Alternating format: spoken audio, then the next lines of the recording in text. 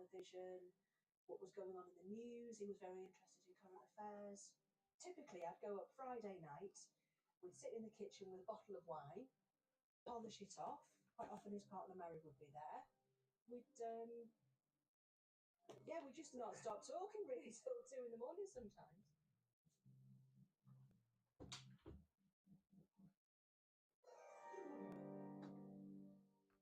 Meg Curry has been retracing the timeline of this story, step by step.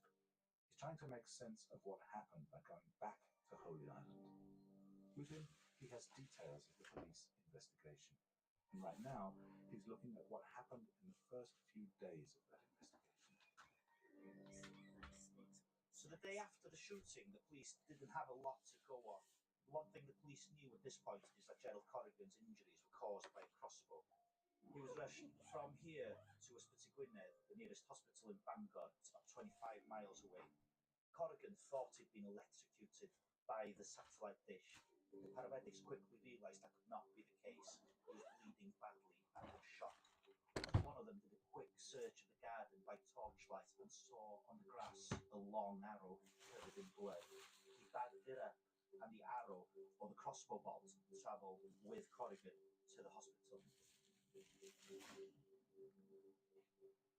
When he got to Ysbyty Gwynedd, it was the hospital staff who then called the police.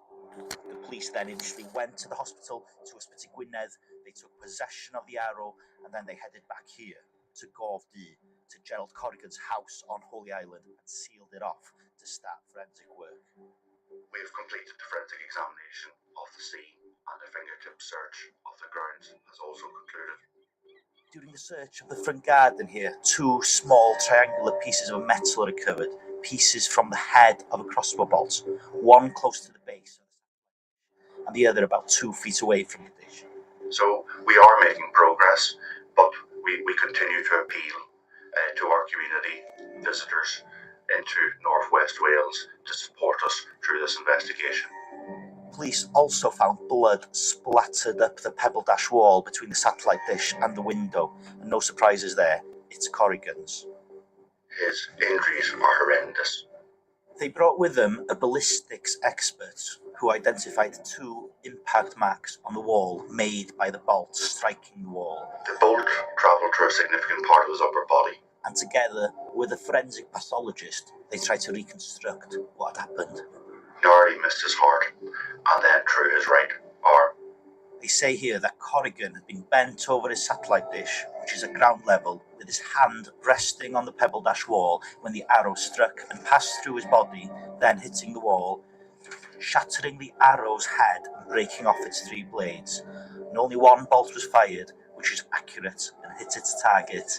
And it says whoever fired the arrow would have been about 10 metres away, and they can pinpoint the place from which the shot was taken as being just behind the garden wall. And I've no doubt that the paramedics, medical staff at Ysbyty Gwynedd, and now at the Royal University Hospital in Stoke have been truly brilliant in saving his life.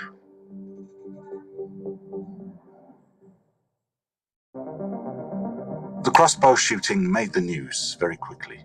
There was plenty of public interest and dismay about the bizarre and brutal nature of the whole thing. I think the first time I went to Gawfdy was probably 2 or 3 days after the attack. One of the reporters who covered this story for BBC Wales was Sean Tequin. What struck me was can be the most crucial in